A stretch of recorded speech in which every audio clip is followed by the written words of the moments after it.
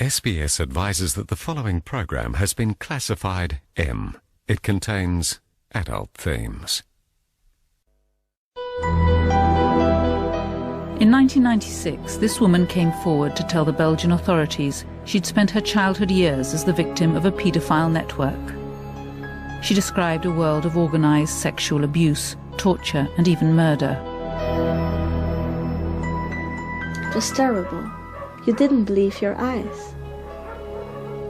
And I didn't believe that humans could do that. She talked of violent child sex orgies with politicians, judges and influential businessmen, a Belgian underworld in which the establishment has refused to believe. Regina Louf est une mythomane, c'est mon avis. C'est une dame qui a inventé, je dirais, des scénarios qui ne tiennent pas la route. A campaign followed to discredit her evidence, but now in an exclusive interview, the policeman assigned to investigate her claims has broken his silence. He says the inquiry was blocked because it threatened to reveal too much. I'm convinced that she has been a victim, that's for sure.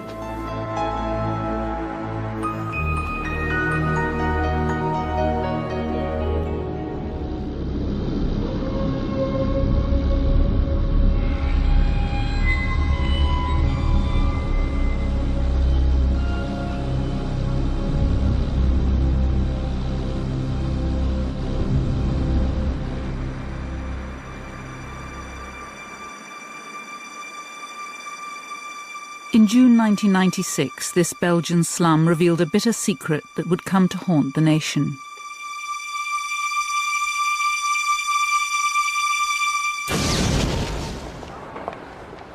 The eyes of the world watched in horror. Into the light emerged two young girls. Laetitia, aged 14, and Sabine, just 12, were the latest in a long line of girls who'd gone missing. Marc Dutroux, a convicted rapist and kidnapper, had led the police to where he'd imprisoned them.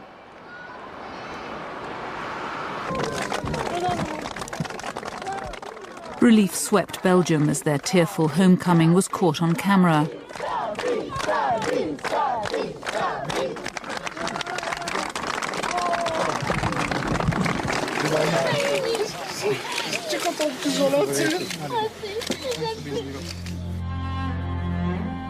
But it soon turned to horror when police revealed the secret cage hidden in the cellar of Dutroux's house.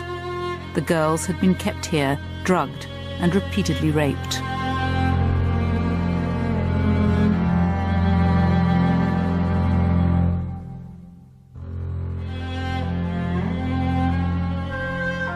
But what of Belgium's other missing children?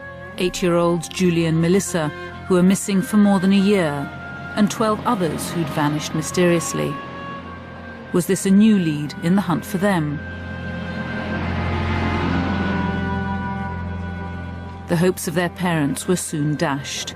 Within days, Marc Dutroux led police to the site where the bodies of Julie Lejeune and Melissa Rousseau were buried. The parents were informed, but when the Rousseaus asked to see their daughter, Melissa, for the last time, they were refused. On a demandé, on a pleuré pour pouvoir les voir. Oui, vraiment, on a insisté avec notre avocat, on a vraiment pleuré. Et on nous a dit non, ce n'est pas possible, la loi est faite ainsi. On a demandé mais quel était le bon sens de cette loi? Et on nous a répondu c'est pour votre bien psychologique. On a dit que notre bien psychologique, c'était pas à eux de savoir ce qui était bien pour nous psychologiquement. Nous, psychologiquement, ce qui aurait été bien pour nous, c'était d'être certaines.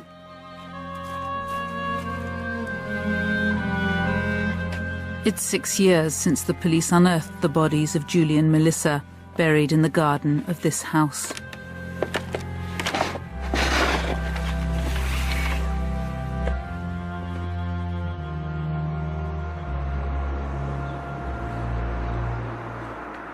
What's extraordinary to me is that though Dutroux's in jail, he's never been tried for these crimes.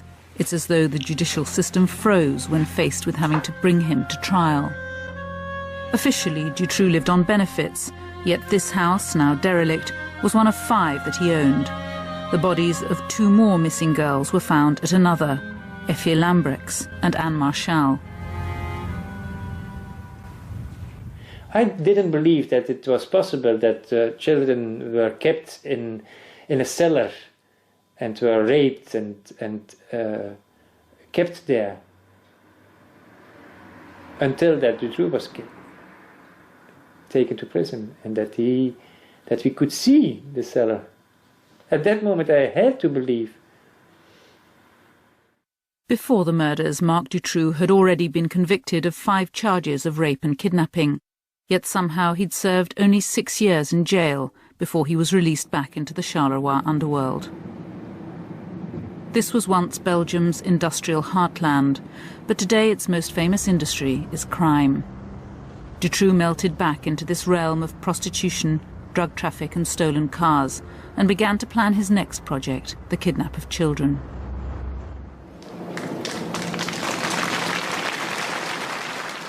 For the parents now burying their murdered daughters after more than a year of fruitless searching, this was not the end of their nightmare.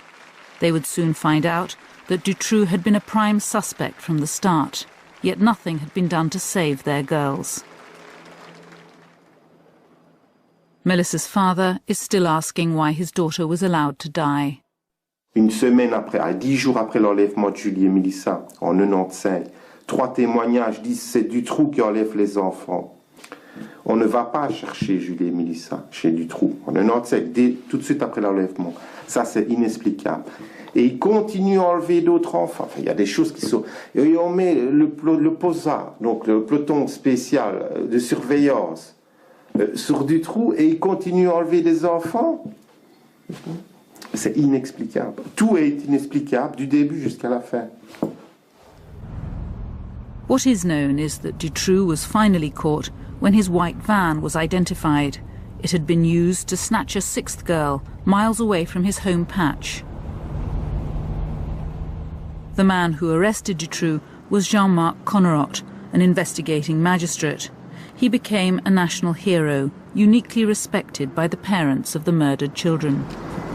He is someone who wants to know the truth. You can feel it. When you talk to him, you can feel that he wants to investigate, that he wants to have the truth. He is a very good magistrate. Conrad arrested Dutroux's associates. Among the first was Jean-Michel Nihoul. Nihoul and Dutroux had been seen at the site of the latest abduction the night before. They'd been in constant phone contact the day it happened, and the next day Nihoul gave £10,000 worth of drugs to an accomplice of Dutroux. One witness claimed Nihoul had ordered a girl. Coverup knew Nihoul had influential friends. He suspected he was the brains behind a network supplying clients with children to abuse. It's a charge Nihoul denies. Coverup appealed to the public for information. When I saw him walking down the stairs, I thought that I knew everything about him. It was a shock. I thought, finally, they stopped him. Regina Louf was one of the first to come forward. She said that as a child she'd been abused for many years in a paedophile network involving Nihoul and Dutroux. I remember Jean-Michel Nihoul as a very cruel man. He abused children in a very sadistic way. She says that at the age of 12 she was taken with other children to sex parties, and, she told investigators, Dutroux was there, working for Nihoul. Dutroux was a boy who brought drugs, cocaine and something like that to these parties, who brought some girls or watched girls on these parties. Nihoul, he was a sort of party beast. And Dutroux was more on the side. Nihoul denies he's ever met Regina Louf, but her stories never changed. Nihoul, she said, was one of those who organised the parties and invited the cream of Belgian society, judges, politicians and influential businessmen, in order to compromise them.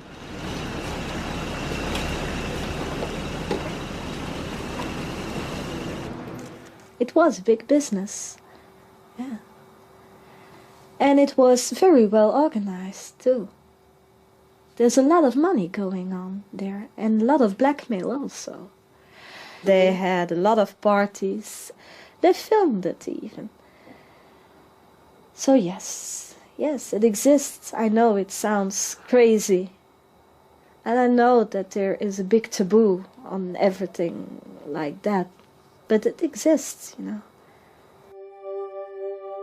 Regina Louf's story was horrific, but her account of a violent paedophile underworld was by now reinforced by new witnesses, some of whom also named influential people. The investigation began. The witnesses' identities were protected. Each was given a code name beginning with X. Regina was X1. They went up to X9.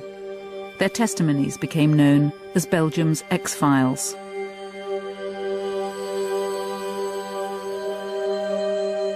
The task of trying to verify them fell to a young police investigator. They were telling stories we haven't heard before in our lives, things we couldn't believe at the first. So we told ourselves, is this true? Could this be true? And when it is true, it's frightening that things like that could happen. We had a special room for the interviews. It was specially equipped for people who have been victimized by such matters. There was a camera in the room. They were done mostly in the evening or the early hours. When the interviews were finished, they were written down by a few people of my team, all the way from the first word to the last, literally. But before the investigation could get underway, there was a bombshell. Jean-Marc Coverup, the man who'd arrested Dutroux, who'd saved the imprisoned girls, was sacked from the case.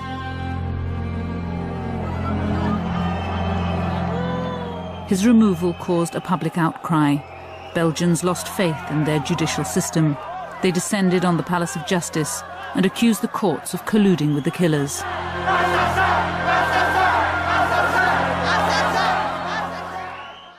The father of one of the murdered girls spoke for all.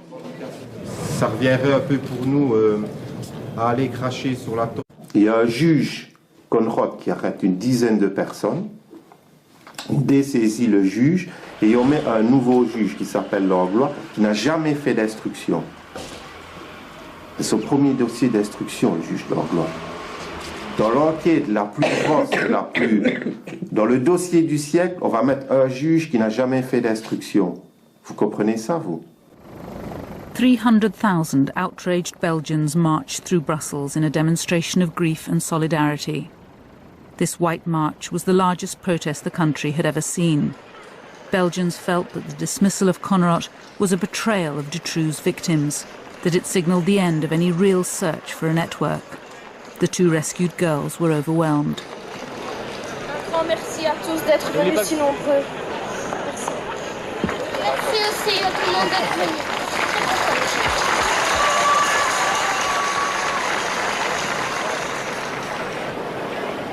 The country's highest legal authorities had removed the only judge in which the public had any faith because he'd attended a fundraising dinner for the families of missing children.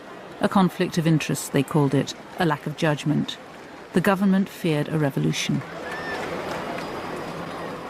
I think there were a kind of insurrection climate, a kind of pre-revolutionary climate here. You know, the big powers in Belgium, so the magistrate and the political circles, the government, the parliament, everything was totally discredited. Everything was totally discredited.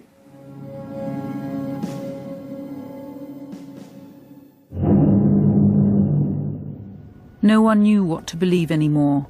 Rumour and speculation spawned a variety of wild theories. He will instigate ultimate fear. A feature film suggested the whole affair was part of an extreme right-wing plot to destabilise the country. I'm very pleased, Victor. 300,000 idiots marching in Brussels. An ocean of white balloons. Magnificent. Pathetic and impressive at the same time. We really got them exactly where we want them.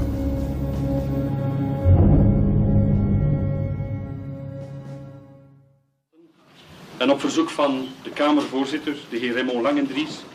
To appease the public's concern, Parliament set up the Dutroux-Nihul Commission.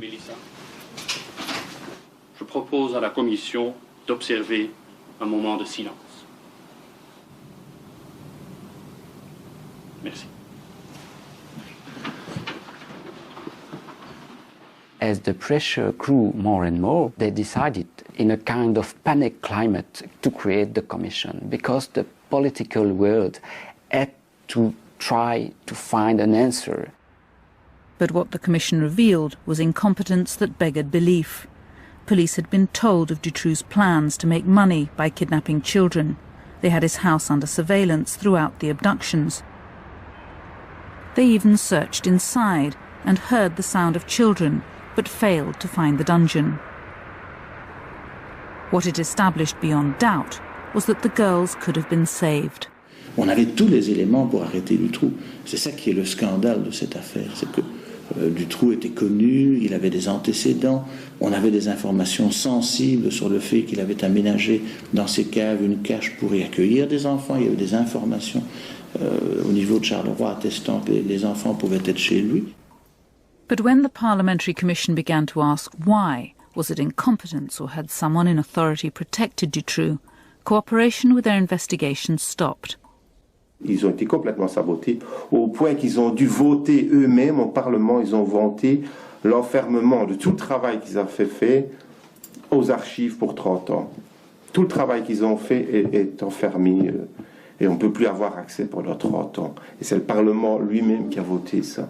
Enfin, vous imaginez, quoi.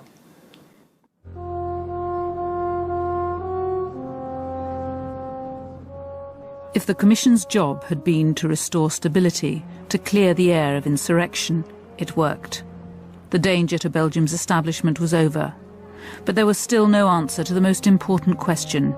Was the catalogue of failures pure incompetence, or had Dutroux and his friends enjoyed protection? Were they protected?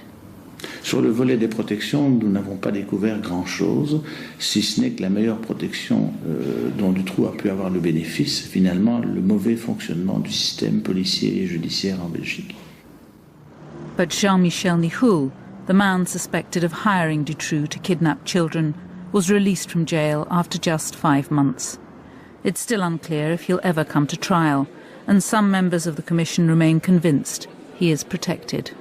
We succeeded in demonstrating that Nihul was really an artist in protection, really a specialized man in manipulating inquiries, policemen and judges. We had proofs about that. Nihul's release just left more unanswered questions for the families. The mother of Melissa, Karine Rousseau, has access to the legal evidence the court will bring against Dutroux. She's found no answers, nothing to clarify who stole, raped and killed her daughter. All charges Dutroux denies. Oui, allô?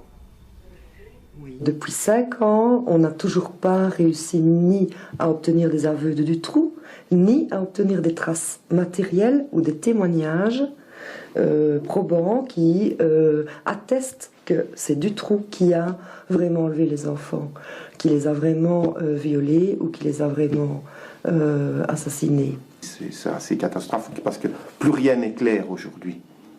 Plus rien n'est clair. The parents suspect Dutroux was not acting alone, that others were involved in abducting and hiding the girls. When he was briefly imprisoned for car theft in November 1995, Dutroux claims to have left the girls in his cellar, in this specially constructed cage with a little food and water. On his release, after nearly 4 months, Dutroux claims he found the children barely alive, that he tried to save them, but they died in his arms. But for the Rousseaus, this story can't be true. Les 4 mois d'enfermement de 2 petites filles de 8 ans dans une cave en plein hiver. Mais quand je dis dans une cave, c'est une cache qui est construite à l'intérieur d'une cave. Donc je veux dire, elle fait 3 mètres sur 2, cette cache, elle est toute petite. Il n'y a pas de fenêtre, je veux dire, c'est tout noir. On a coupé l'électricité, il n'y a pas de chauffage pendant 15 jours. On est en plein hiver et elles n'ont pas de nourriture. On ne tient pas pendant 4 mois, puisque lui dit que quand il sort de prison 4 mois plus tard, elles sont toujours vivantes. Mais enfin bon, c'est un exploit inhumain, surhumain. On ne peut pas imaginer 2 enfants de 8 ans tenir seuls, sans avoir rien pour les soutenir, ni du point de vue alimentaire, ni du point de vue chauffage, ni du point de vue humain. Psychologique, rien du tout. Ils n'ont pas eu dans une toute petite cage comme ça, pendant autant de temps, et survivre. So how did they survive so long? Did someone else keep them alive? The Palace of Justice in Liège is the seat of one of Belgium's most powerful figures, Prosecutor General Anne Tilly, who's in charge of the case. She says there's no evidence to contradict Dutroux's version of how the children died. So how did the children survive so long, nearly 4 months, until Dutroux was released from prison? Non, mais Julie était morte. Hein. Julie était morte. Mélissa était au bord de la mort puisqu'elle est morte, je crois que c'est le lendemain. But Melissa, how could she have survived nearly 4 months? Survivre dans quelles conditions? Survivre dans quelles conditions? Dans un état lamentable puisqu'elle ne savait même plus se soulever. Ni du trou, évidemment, personne d'autre que lui n'était là.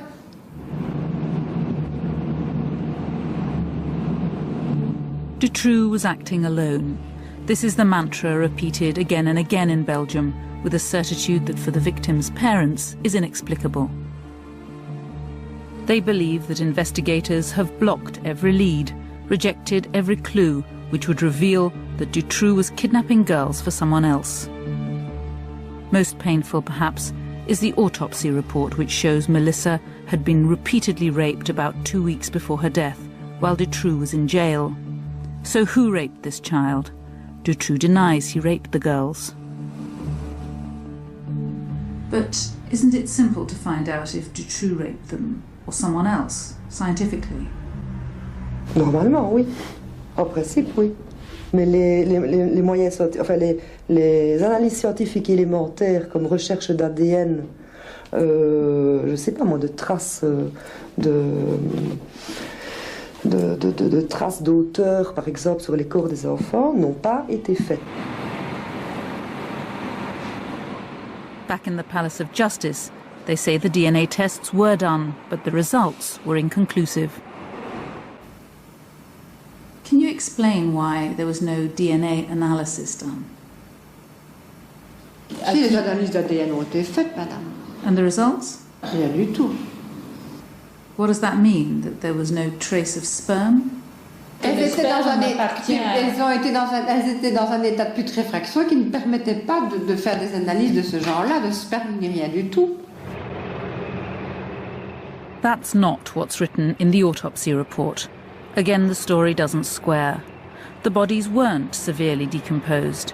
DNA can be identified from samples taken long after death. The question remains unanswered. Why is there no DNA result? Might it have shown that someone else had raped Melissa?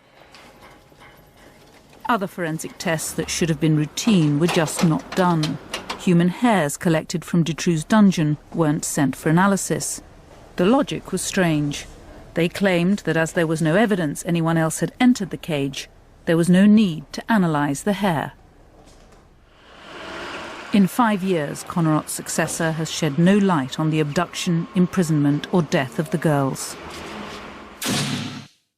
Jacques Langlois refused to be interviewed. Langlois don't believe in a sort of network. For Langlois, Dutroux is the only one who used the girls. For Langlois, it's simple. There's one raper, Dutroux, and close the case. By the spring of 1997, Evidence of a paedophile network linked to the Dutroux affair was emerging from the testimony of the ex-witnesses. Regina Louf had provided investigators with details of her childhood abuse, which they'd begun to check. In one of her testimonies, she explained how a certain person had been murdered in a certain place. So we went to look for that case, that old case. She described it, where it happened, more or less. I remember it like it's a film in my head. I can close my eyes and see every little detail of that house where she was murdered.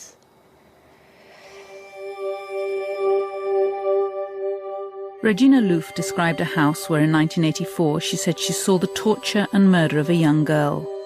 The house was connected to an underground mushroom farm. The building has since been demolished, but Rudy Hoskin's team identified it and matched Regina's story to an unsolved murder, that of 15-year-old Christine Van Hees. She gave us some details that made us think it's impossible to give without having been there at that place, or without having lived that, in the way the body was found at that time and the way she described the person was killed. There are some things that were similar. It was a sort of bondage, so her legs and her hands and her throat were connected with the same rope, and when she moved, she strangled herself, yeah. The credibility of Regina Louf's testimony hinged partly on whether she really knew the house where Christine Van Hees was killed. This man grew up there, though his family sold it before the murder. It was two houses knocked into one, with a unique passage of stairs and corridors. No one, he says, could describe it unless they'd been there. Il y avait le couloir ici, entre les deux. Elle a fait un dessin des clinches de porte, c'était des vieilles portes. Elle a dessiné le stuc. Elle a décrit le papier, elle a décrit le pavement. Je ne sais pas comment on peut décrire ça tellement fidèlement quand on est déjà rentré dans une maison. Je ne connais pas Regina Louf, hein. Moi, je ne l'ai jamais vue, moi. Hein. Je n'ai jamais été confronté avec elle. Moi, j'ai simplement eu sa déclaration sur l'état de lieu de la maison, de la chambionnière. Et là-dessus, mon frère et moi, on a dit, c'est sûr et certain qu'elle est rentrée dans la chambionnière. C'est sûr et certain. The police were now convinced they were onto something, that Regina Louf's testimony was credible.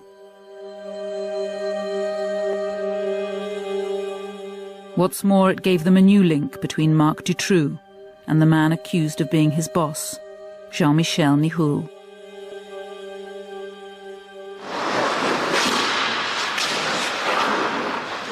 In the year before her death, Christine Van Hees was a regular visitor to the Brussels ice rink, where Marc Dutroux also went. He'd already been banned from the rink in Charleroi, where he was notorious for molesting girls. The manager remembers it well. Et là, si vous voulez, c'est là que j'ai vu à ce moment-là une jeune fille qui était contre la balustrade, qui s'est éclatée, et donc Dutroux qui était en face et qui faisait des gestes, mettait ses mains. Donc je l'ai pris, quoi, je l'ai reculé, je l'ai porté ici dans.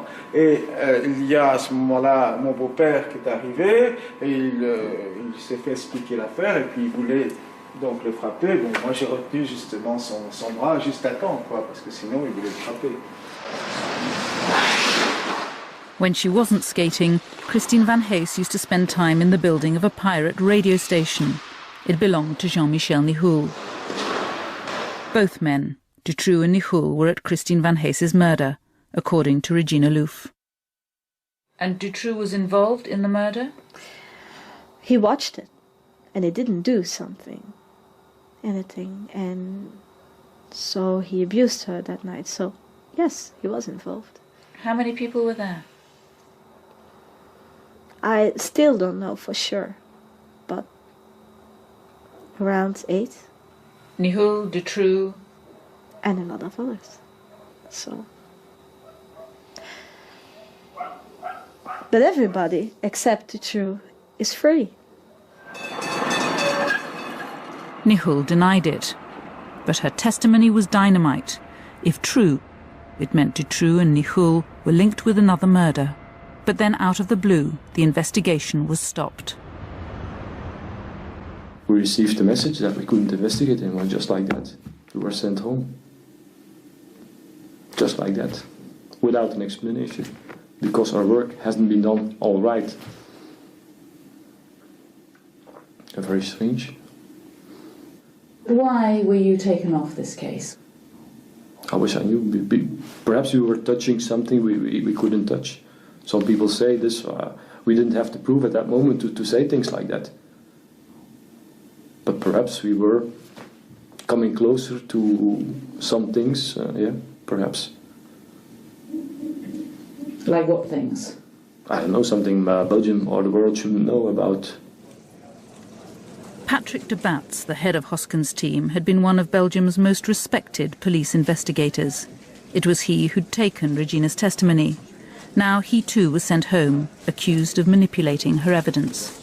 Patrick de Batz, who questioned her, was accused of planting some of the information so that she would reproduce it. You watched that investigation. Was that true? No, no way. No way. But we even had some magistrates, judges and superior gendarmerie officers watching how we interviewed, and they watched it from the first to the last moment. And if we haven't done it right at that time, they should have said us, don't work that way, but they didn't tell us anything. For de Batz and his colleagues, charged with manipulating an inquiry, a Kafkaesque battle now began to clear their names. They were suspended, and Regina Louf got a call from a member of the new team assigned in their place. His motive was clear. He said, well, we have to search for mistakes you made now. And you have to prove now that you are right. And I said, no, I don't have to prove that I'm right. You have to investigate if I'm right or not. I'm not a police officer. I can do house search and I can't interrogate my abusers. You have to do that. I just can tell my story and make testimony. That's all I can do. And he said, wrong. You have to prove it. News about Regina's story began to leak out. When the media took it up, it was to destroy her. X1 et ses fantasmes, une enquête au-delà du réel. Madame, Monsieur, bonsoir. L'affaire Dutroux s'est enrichie de... The flagship programme of the government-funded French-language channel was unequivocal. De Batz was guilty, they declared, and Regina Louf a sinister and deranged liar. Regina Louf est une mythomane, c'est mon avis. C'est une dame qui a inventé je dirais des scénarios qui ne tiennent pas la route. Et tout cela, il a été démontré comme étant une sorte de fiction. Donc, well, no, not according to the investigators who were sacked. They don't agree with you. They say they weren't even allowed to investigate, that they were stopped. C'est inexact. Je persiste à croire que ces gens n'ont pas fait leur travail correctement et qu'ils ont laissé croire à l'opinion publique que ce que disait Regina Louf ou d'autres témoins anonymes était partiellement vrai. Tout ça est un tissu de fiction, ce sont des affabulations de type pornographique, ça n'a aucun sens. Weren't you manipulated? I mean, people have said she was completely mad, she invented the whole thing. Well, some people, some people say this, but they weren't there. We lived all the testimonies. We've seen them, we did the investigations, so for ourselves we know what should have been right or what could have been wrong. But when you haven't lived it, when you haven't seen everything, you can't give an opinion on this. It's impossible. But we found some things that should have been investigated more. I'm married for 13 years. I have 4 children. I live a normal life. I have a business of my own. So I'm not crazy. We are labeled as crazy. We have a stigma.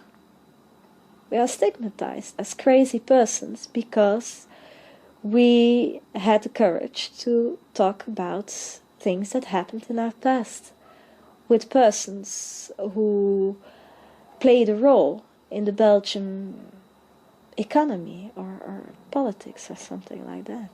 It was easier to make us crazy than to believe us. Despite its earlier investigating zeal, Belgium's parliament now stood by as Regina Louf's testimony was declared worthless.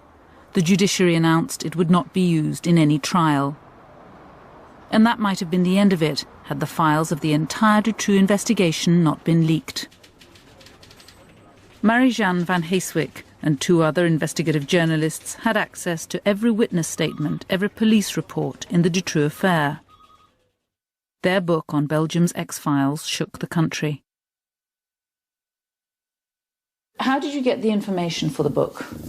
We had the opportunity to see the whole police file on the affair, and the problem is that we wanted to be sure that there was no manipulation behind that, because it's always possible. So we decided to meet a lot of people who were named in the files, who were witnesses in the file, and we met those people without saying that what we knew already, and we listened to their story.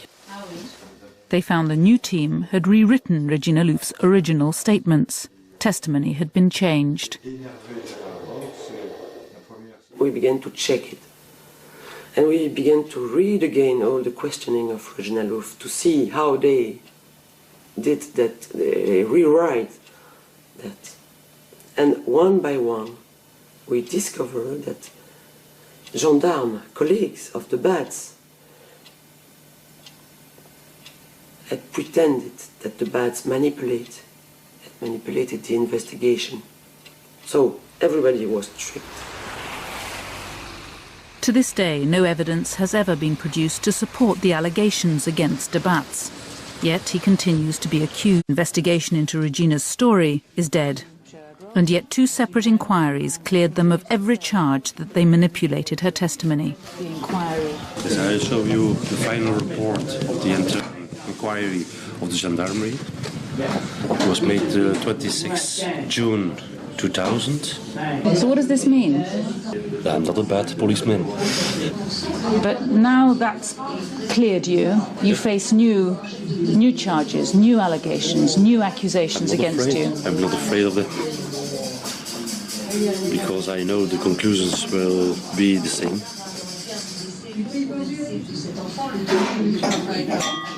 But why this constant barrage of accusations? I don't know. I can imagination things, but I can't explain them. For 6 years, the parents of the murdered girls have grappled with the inexplicable. Why were their daughters left to die? Why has Dutroux never come to trial? And why has every lead that might have revealed a network behind Dutroux been blocked or ignored? But Belgium's lost interest in their struggle. Today, anyone who talks of a network, even the parents, is dismissed as deranged. I talked in press about children who were raped and so on. And they started again with saying that I'm a little bit foolish and that I'm fantasizing.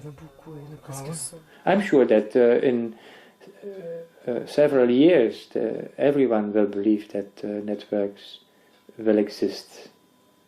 Then they have to accept. Since Marc Dutroux's arrest, anyone who's questioned the official line has been attacked. Every lead that might have widened the net has hit the buffers. Dutroux, meanwhile, has sat in jail, but outside, in the shadowy circles in which he moved, potential witnesses in the Dutroux affair have died in strange ways. A police informer with links to the Charleroi underworld, José Steppe, told a journalist he had explosive information on Dutroux. 2 days before they were due to meet, He died. His family believes he was poisoned. Jean-Paul Taminot was up to his neck in the Charleroi underworld of stolen cars and prostitution. He was summoned to see the Charleroi police and disappeared. The day of Dutroux's arrest, his foot was fished out of the canal. It's quite a coincidence that they died just before they want to testify, you know? That's strange. Social worker Gina Pardons worked with abused children. She'd identified the paedophile members of a pornography ring who'd threatened her. When she reported the threats to the police, she was killed in an unexplained car crash. Francois Raiskens told a friend he'd seen one of the missing girls, Melissa, alive in Holland. Before he could tell the police, his body was found crushed on the railway line.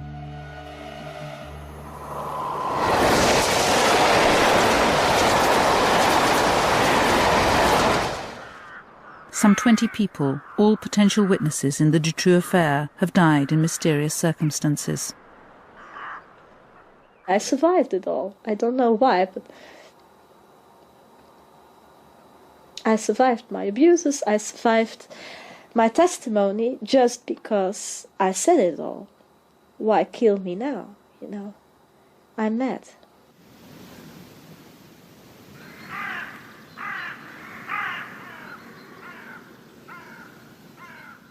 An uneasy peace has returned to Belgium.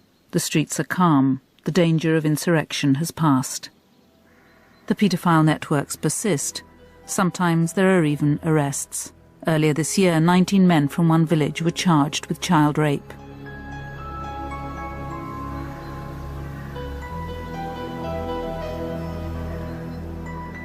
But the Dutroux affair has paralysed Belgium's judiciary. After 6 years in jail, there is still no date for his trial. When it comes, it'll satisfy no one. The trial of Dutroux, it will be a theatre, a circus. And I don't want to be part of a circus. The truth is that there is a network and that they have to search for that network so that you can save other children in the future. Ici dans ce pays pour ne jamais arriver à une vérité parce que y a trop de vérité à faire sortir ici en fait. Moi, je suis certaine que les gens ont envie de comprendre et sont capables de comprendre beaucoup plus que ce que la justice et le politique ne veulent bien leur donner à voir. On infantilise énormément les gens. I did what I could do. I testified. I spoke up to the police, to the judges. I spoke up to the press. You know, I yelled it out.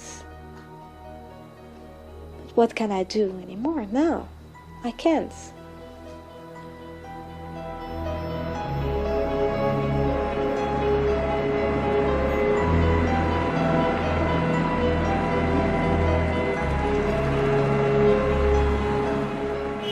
Children continue to go missing in Belgium. Dutroux's arrest has made no difference. Last year it was more than 2,000. 52 of those cases remain unsolved.